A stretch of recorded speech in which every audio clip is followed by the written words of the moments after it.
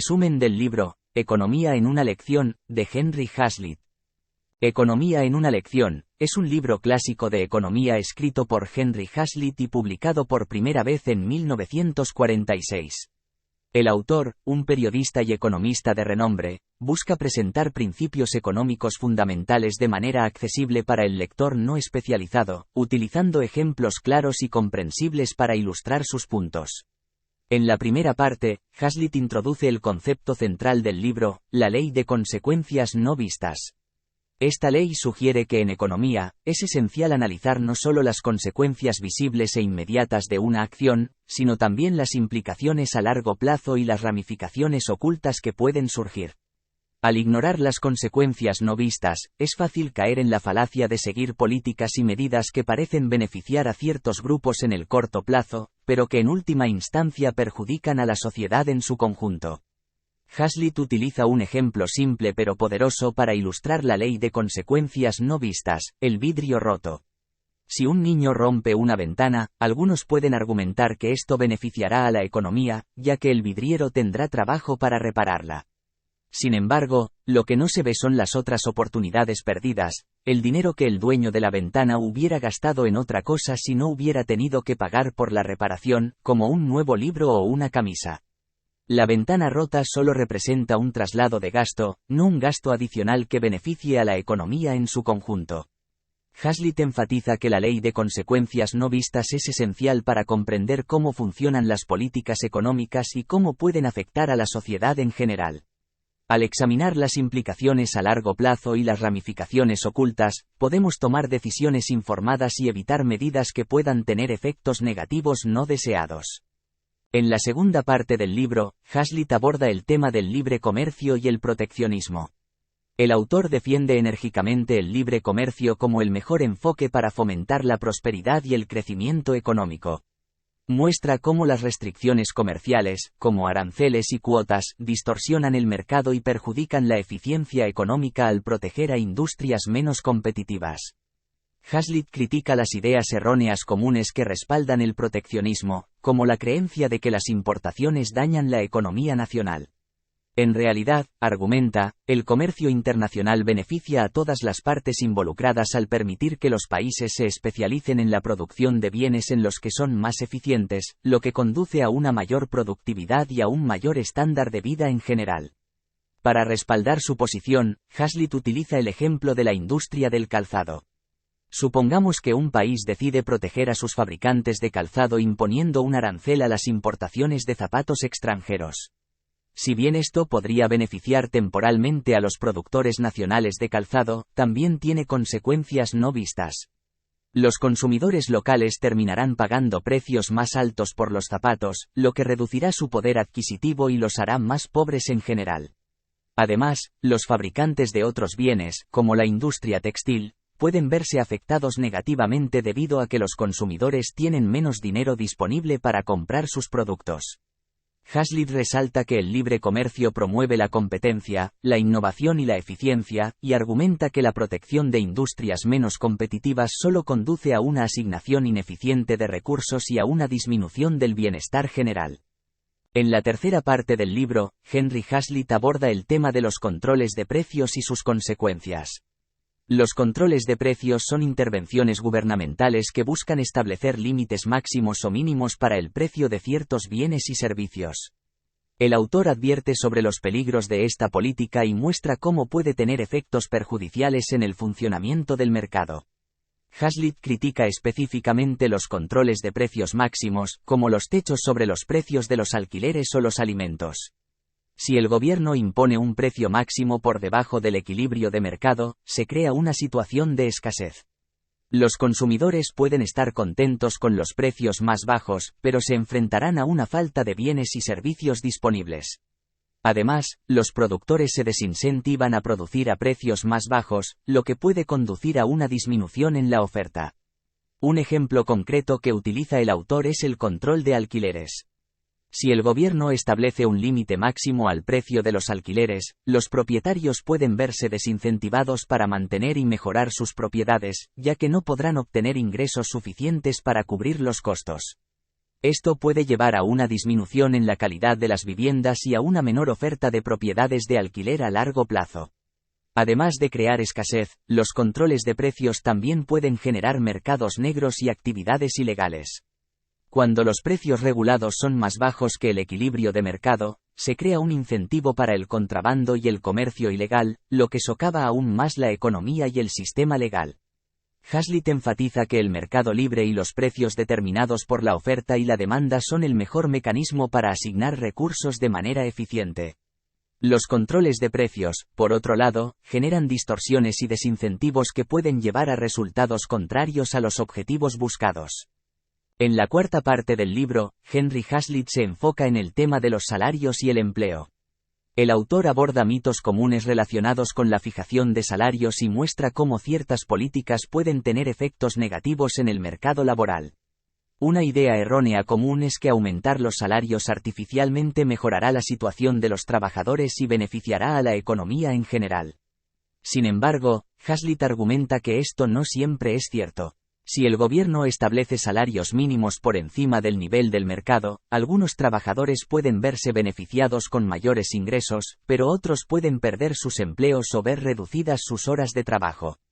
Para ilustrar este punto, Hazlitt utiliza el ejemplo de la industria del empleo doméstico. Si el gobierno impone un salario mínimo más alto para los trabajadores domésticos, algunos empleadores pueden optar por reducir la cantidad de trabajo que solicitan, lo que resulta en menos oportunidades laborales para las personas que necesitan empleo. Además, los empleadores también pueden buscar alternativas para reducir costos, como invertir en maquinaria y tecnología para reemplazar trabajadores. Esto puede conducir a una disminución en la demanda de mano de obra y a un aumento del desempleo en el sector afectado. Hazlitt sostiene que el mercado laboral es un sistema complejo y dinámico que se ajusta a través de la oferta y la demanda de trabajo. Intervenciones gubernamentales como los salarios mínimos pueden distorsionar este equilibrio y generar desempleo y pérdida de oportunidades laborales. En la quinta parte del libro, Henry Hazlitt aborda el tema de los impuestos y el gasto público. El autor examina cómo los impuestos afectan la economía y muestra cómo un gasto público desmedido puede tener consecuencias negativas en la sociedad. Hazlitt critica particularmente los impuestos progresivos, donde las tasas impositivas aumentan para aquellos con mayores ingresos. Argumenta que, si bien este tipo de impuestos pueden parecer justos desde una perspectiva de redistribución de la riqueza, también pueden tener efectos negativos en la economía. Cuando los impuestos progresivos son demasiado altos, los individuos con mayores ingresos pueden sentirse desincentivados para trabajar más o invertir en nuevas empresas y proyectos. Esto puede llevar a una disminución de la producción y la inversión en la economía, lo que perjudica el crecimiento y el desarrollo. Además, el autor destaca que el gasto público debe financiarse con impuestos. Cuando el gobierno gasta más de lo que recauda a través de impuestos, genera déficits fiscales y debe recurrir al endeudamiento para cubrir sus gastos. A largo plazo, esto puede conducir a problemas económicos y fiscales. Hazlitt critica la noción de que el gasto público siempre beneficia a la economía, señalando que este gasto no siempre es productivo o eficiente. El gobierno puede invertir en proyectos y programas que no generan un retorno significativo o que no están alineados con las necesidades y prioridades de la sociedad. El autor enfatiza la importancia de mantener un equilibrio entre los ingresos y el gasto público, y argumenta que los impuestos deben ser justos, razonables y equitativos para promover la prosperidad económica. En la sexta parte del libro, Hazlitt se centra en los déficits gubernamentales y el endeudamiento público. El autor advierte sobre los peligros de los déficits fiscales persistentes y muestra cómo financiar el gasto público con deuda puede tener consecuencias negativas en la economía. El gobierno puede incurrir en déficits fiscales cuando gasta más de lo que recauda en impuestos. Para financiar estos déficits, el gobierno emite bonos y otras formas de deuda, lo que crea una carga financiera para las generaciones futuras. Hazlitt sostiene que, si bien los déficits fiscales pueden parecer atractivos en el corto plazo, generan una serie de problemas a largo plazo. El aumento de la deuda pública puede llevar a un aumento en las tasas de interés y a una mayor carga financiera para el gobierno. Además, una mayor deuda puede llevar a una disminución en la confianza de los inversores y de los mercados internacionales, lo que puede afectar negativamente la economía en general. Además, el autor advierte que financiar el gasto público con deuda no es una solución sostenible a largo plazo. Si el gobierno no toma medidas para equilibrar sus cuentas y reducir la deuda, la economía puede enfrentar crisis financieras y problemas económicos graves. Hazlitt enfatiza la importancia de una gestión fiscal responsable y sostiene que los gobiernos deben buscar equilibrar sus presupuestos y reducir la deuda para garantizar una economía saludable y estable a largo plazo. En la séptima parte del libro, Henry Hazlitt desmiente el mito de que el gasto militar es un motor económico que impulsa el crecimiento y la prosperidad. El autor argumenta que, si bien el gasto militar puede generar empleo y actividad económica en el corto plazo, también tiene consecuencias negativas a largo plazo. Hazlitt señala que el gasto militar no crea riqueza de manera sostenible.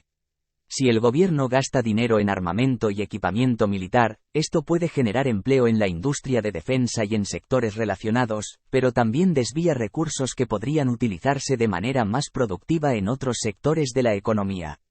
El dinero gastado en el sector militar no está disponible para ser invertido en infraestructura, educación, investigación y desarrollo, y otros proyectos que podrían impulsar el crecimiento económico y mejorar la calidad de vida de la población.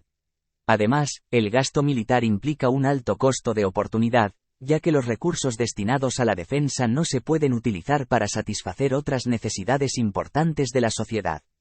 El autor también critica la noción de que las guerras y los conflictos bélicos pueden ser beneficiosos para la economía.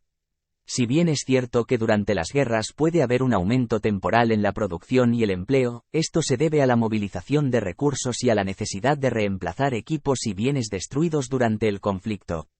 Sin embargo, esto no significa que la guerra sea una solución económica, ya que también implica destrucción, pérdidas humanas y sufrimiento.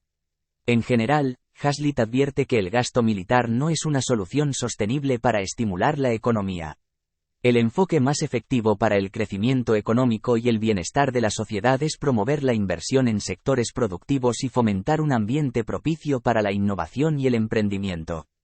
En la última parte del libro, Henry Hazlitt reafirma la importancia del libre mercado y la economía de mercado como el mejor sistema para asignar recursos de manera eficiente y mejorar el bienestar general de la sociedad. El autor sostiene que el libre mercado es un mecanismo eficiente para coordinar las actividades económicas de millones de individuos. A través de la oferta y la demanda, los precios se ajustan automáticamente para equilibrar la producción y el consumo de bienes y servicios. Esto permite una asignación eficiente de los recursos, donde los bienes y servicios más demandados se producen en la cantidad adecuada y al precio adecuado. El libre mercado también promueve la competencia, lo que a su vez fomenta la innovación y la eficiencia. Las empresas compiten entre sí para atraer a los consumidores, lo que lleva a la mejora de la calidad de los productos y la reducción de los precios. Además, la competencia estimula la búsqueda de nuevas ideas y tecnologías, lo que impulsa el progreso y el desarrollo económico. Hazlitt critica la idea de que el gobierno debe intervenir en la economía para corregir las supuestas fallas del mercado. Si bien existen casos donde el mercado no funciona perfectamente, el autor argumenta que la intervención gubernamental puede generar más problemas de los que resuelve. En muchos casos, los problemas son causados por regulaciones y restricciones gubernamentales que distorsionan el funcionamiento natural del mercado. En conclusión, Economía en una lección de Henry Hazlitt es una obra valiosa que destaca la importancia de mirar más allá de las apariencias y considerar las consecuencias a largo plazo de las decisiones económicas. El autor presenta principios económicos fundamentales en un lenguaje accesible y a través de ejemplos claros y concretos, invitando a la reflexión sobre las políticas que afectan nuestras economías y sociedades. El libro se erige como una poderosa defensa del libre mercado y la economía de mercado, presentando argumentos sólidos en contra de diversas políticas intervencionistas y resaltando la importancia de la libertad económica para el progreso y el bienestar general de la sociedad.